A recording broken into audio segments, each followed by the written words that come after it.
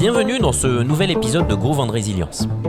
Mon invité d'aujourd'hui a travaillé pendant 12 ans comme médecin urgentiste.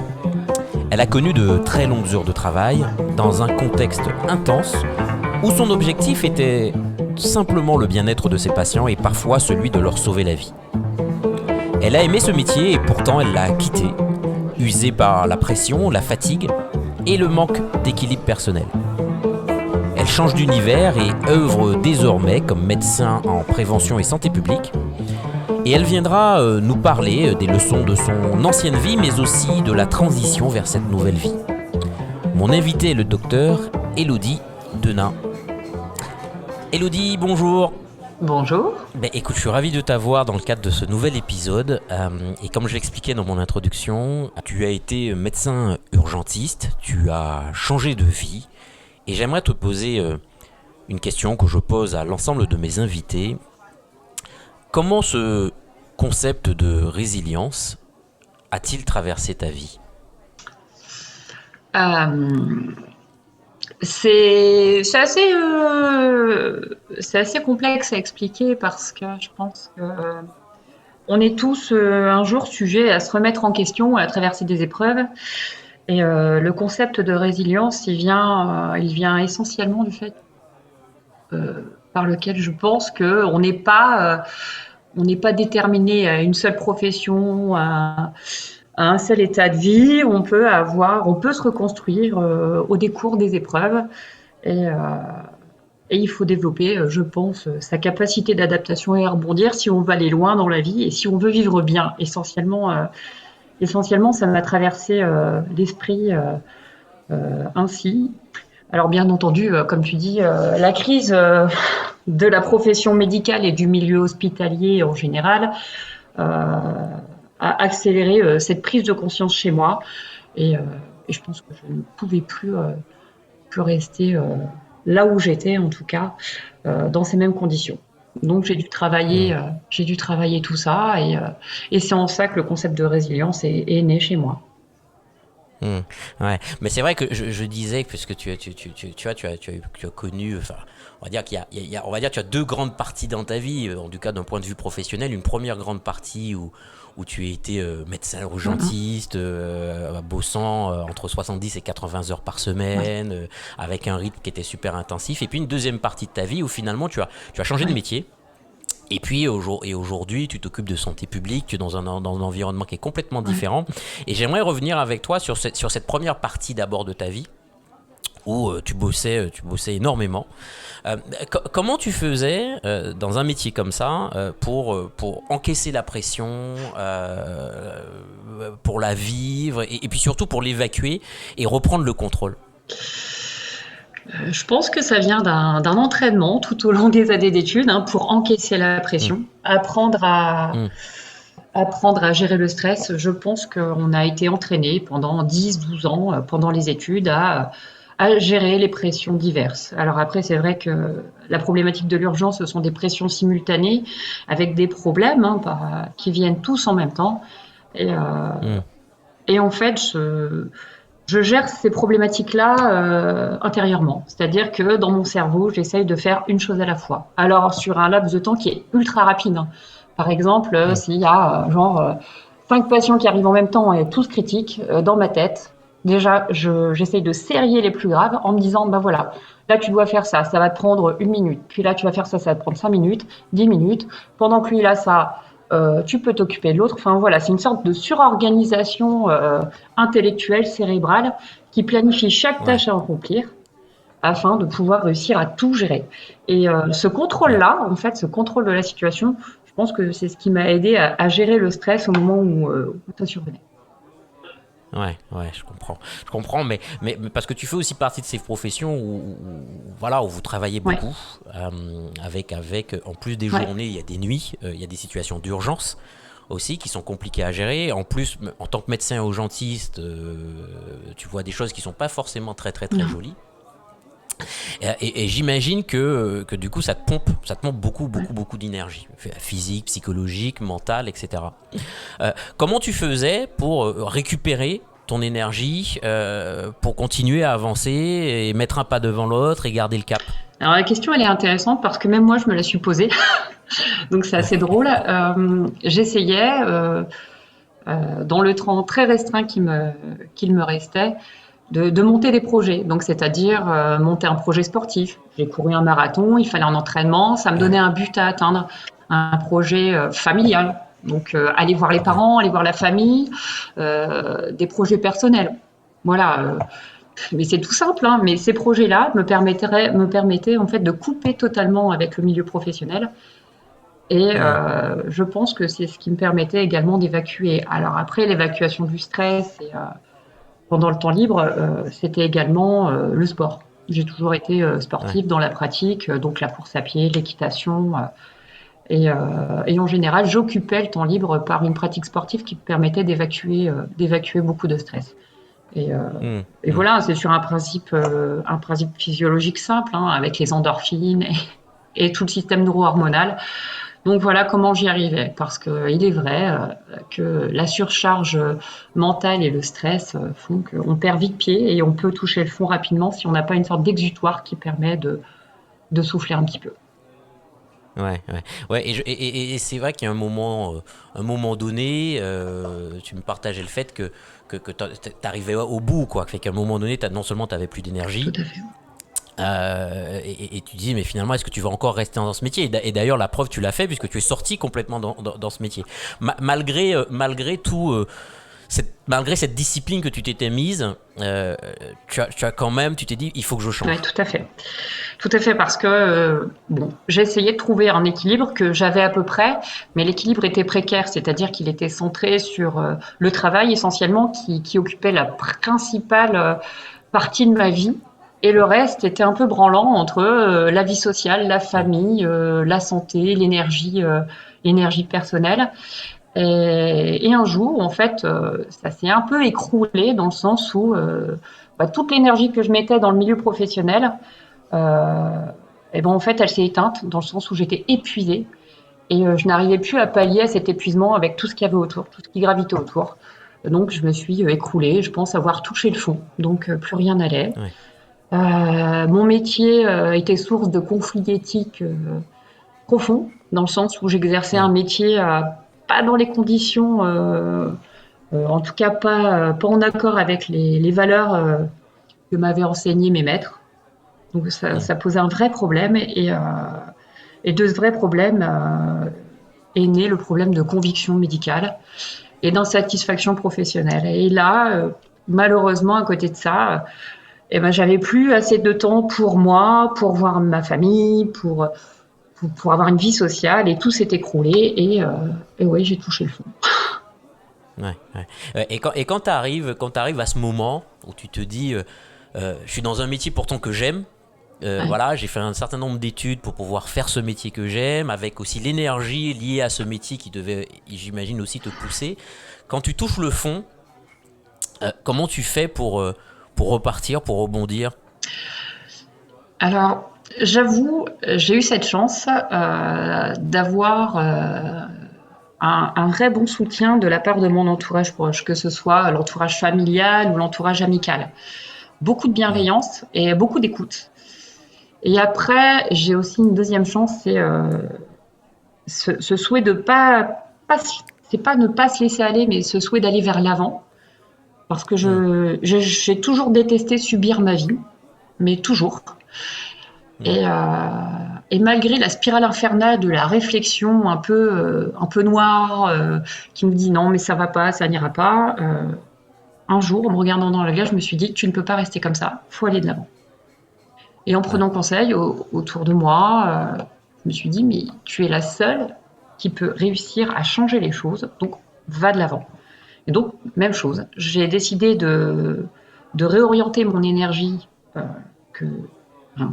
mon énergie qui me servait à mal aller, c'est étrange, j'ai essayé de la réorienter pour monter un projet professionnel différent qui pouvait m'intéresser. Et j'ai fait des recherches en ce sens-là. Mais voilà, quand j'ai touché le fond, non, ça a été long, hein, ça a été franchement très très long. Je dirais que ça s'est étendu sur quelques mois, voire quelques années.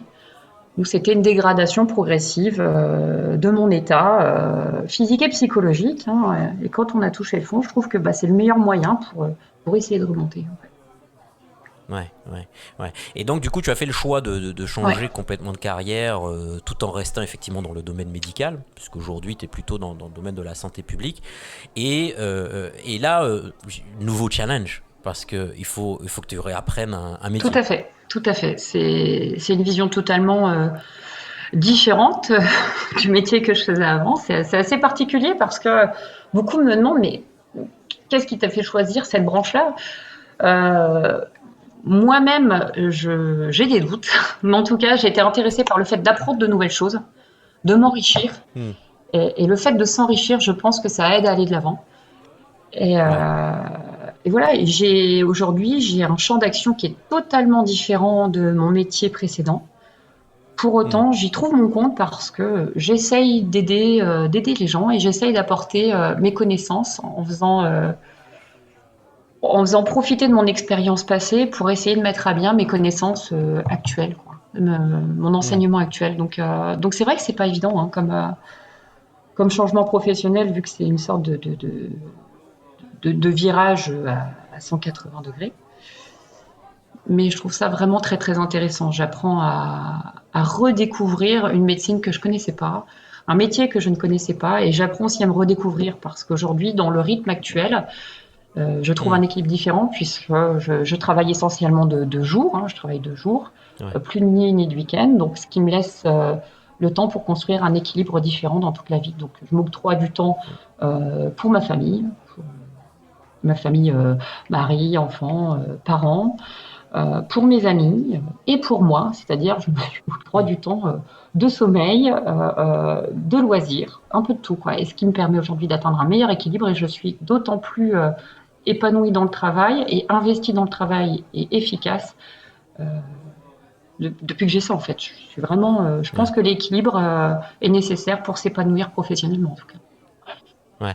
Mais qu'est-ce que tu as appris finalement de ta première expérience dans le monde des urgences et aujourd'hui qui te sert dans ton nouveau métier? En plein de choses. Euh, alors la première chose que j'ai appris, c'est à gérer le stress. Ça paraît bête, Hmm. mais gérer le stress face à la mort, ça permet aussi de relativiser beaucoup de choses par rapport à la vie. Et gérer le Hmm. stress professionnel, c'est quelque chose c'était un entraînement, hein, comme je le disais. Et aujourd'hui, je dois gérer un stress professionnel parce que aujourd'hui, j'occupe un poste également avec des responsabilités. Et aujourd'hui, j'apprends à gérer ce stress-là pour qu'il n'ait plus d'impact sur ma santé déjà et qu'il Ouais. n'ait plus d'impact sur ma vie personnelle. Donc ça m'a appris Ouais. ça. Ça m'a appris aussi, j'ai beaucoup appris dans l'erreur, dans le sens où j'ai un moment dans ma vie précédente, dans ma vie professionnelle précédente, tout investi dans le professionnel et au détriment de ma vie personnelle et de ma vie professionnelle, parce que je pense que si j'ai connu la descente aux enfers à cause du travail, c'est aussi un peu de ma faute. C'est parce que j'ai tout investi dedans et sans équilibre autour. Donc Ouais. c'était pas très judicieux de ma part, mais je n'avais pas aujourd'hui ce recul nécessaire pour me dire voilà, là tu vas trop loin, prends un peu de recul et vois ce qu'il y a autour et concentre-toi. Quand tu es au moment où tu travailles, tu es concentré sur ton travail, tu es efficace, mais par contre, essaie de cloisonner. Tu dois t'octroyer une coupure pour faire des choses pour toi, pour faire des choses pour les autres, mais hors du travail.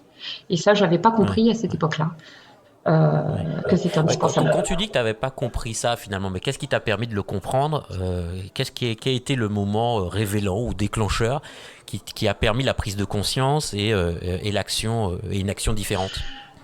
Alors, je pense que c'est plurifactoriel. La prise de conscience, elle vient d'une succession d'événements. Le premier, c'est la santé. J'ai eu des soucis de santé que j'avais pas gérés, qui auraient pu être bien plus graves. Et je pense que se négliger soi-même, c'est se manquer de respect. Et ça fait réfléchir énormément. Quand on se dit, mince, ça aurait pu être bien plus grave, peut-être que j'aurais pu mourir. Je pense que là, c'est la première grosse prise de conscience. Hein. Hmm. Ça, c'est une chose.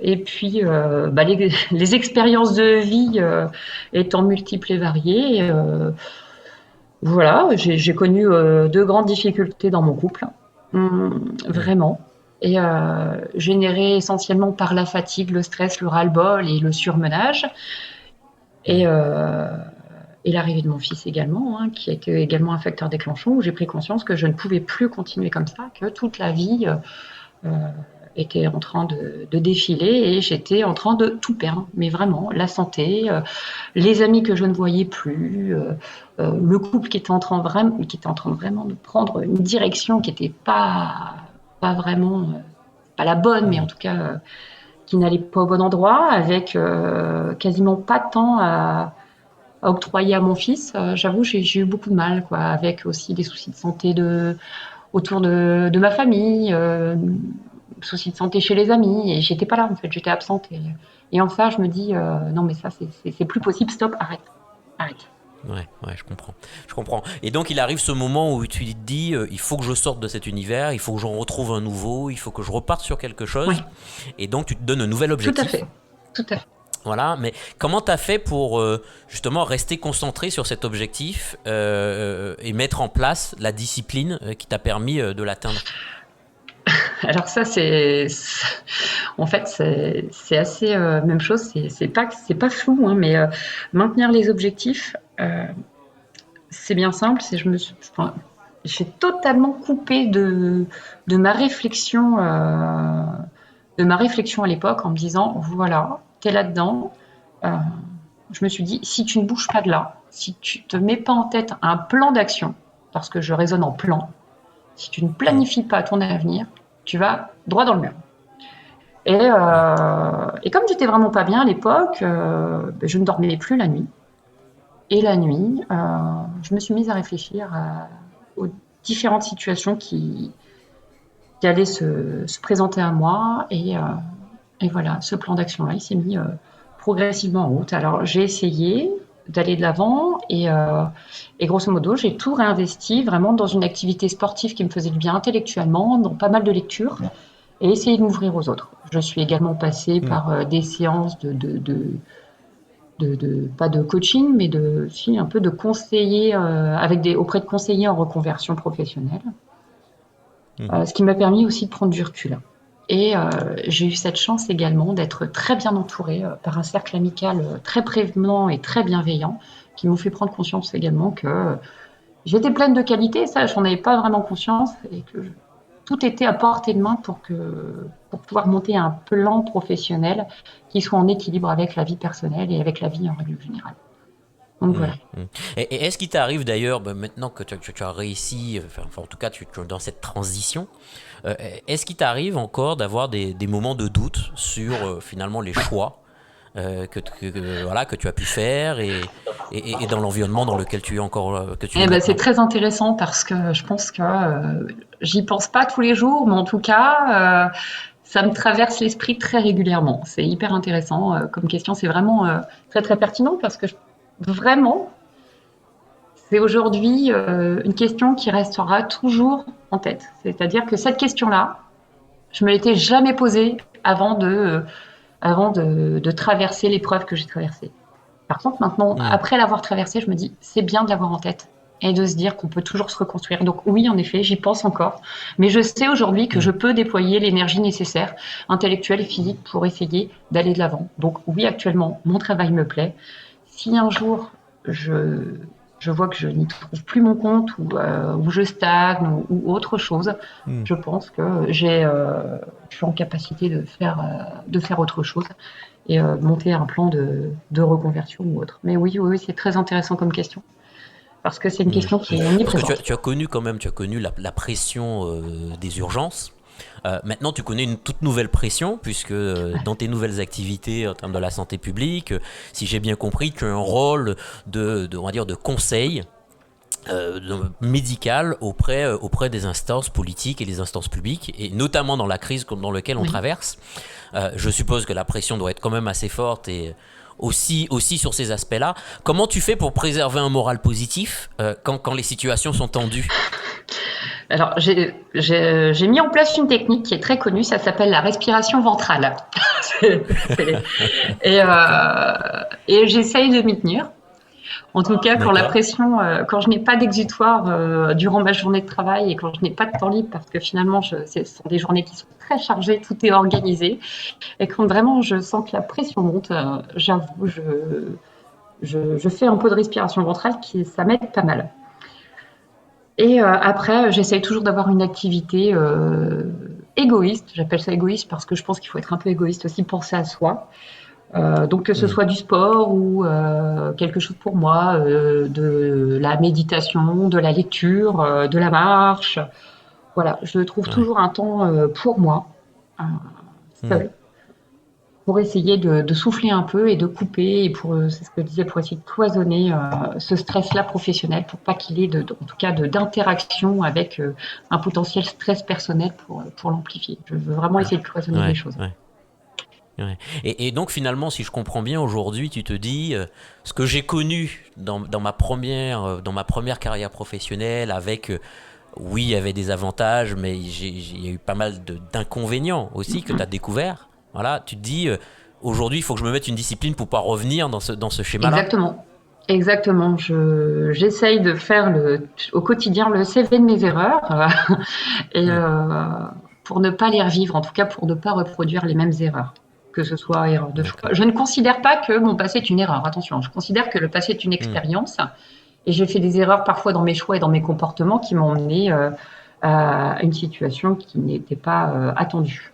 Voilà, Hmm. mais voilà, j'essaye de profiter de mon expérience passée et ouais, des erreurs que j'ai pu faire pour ne pas les reproduire, en tout cas sur le moment présent.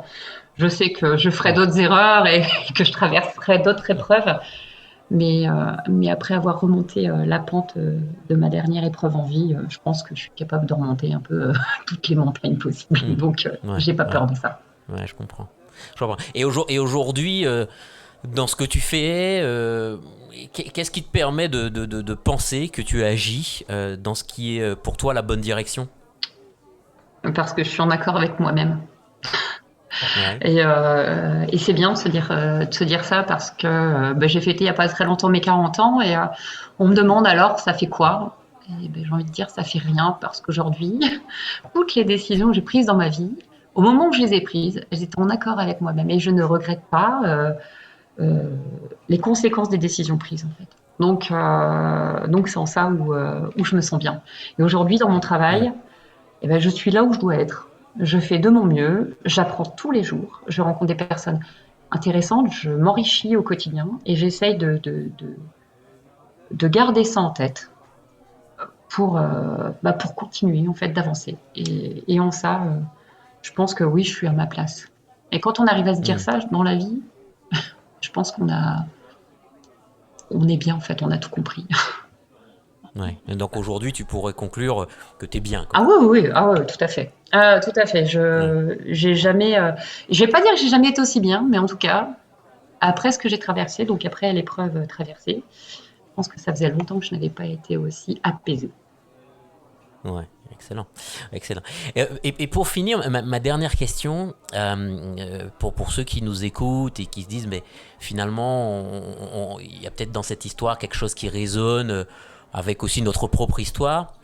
Toi, quelles seraient les trois principales pratiques voilà, que tu gardes et qui t'aident le plus aujourd'hui à garder le cap et à continuer à être résiliente? Ah, et ben la première, c'est le temps pour soi. C'est ce que je dis, je suis pas devenue égoïste, mais je pense qu'il faut pas oublier de garder un temps pour soi. Aujourd'hui, la vie nous contraint parfois à oublier tout ça. Donc le temps pour soi, ça paraît bête, mais juste dormir. Ça paraît très Ouais. bête, mais voilà, le sommeil est quelque chose de très compliqué quand on fait de la médecine d'urgence, parce qu'on Hmm. ne dort pas le compte nécessaire pour se reposer, pour laisser le temps au cerveau d'intégrer les informations et se régénérer, au corps de se régénérer. Donc le temps de sommeil, mais aussi le temps de faire du sport, le temps de lire, voilà, un vrai temps pour soi. Ça, c'est la première chose.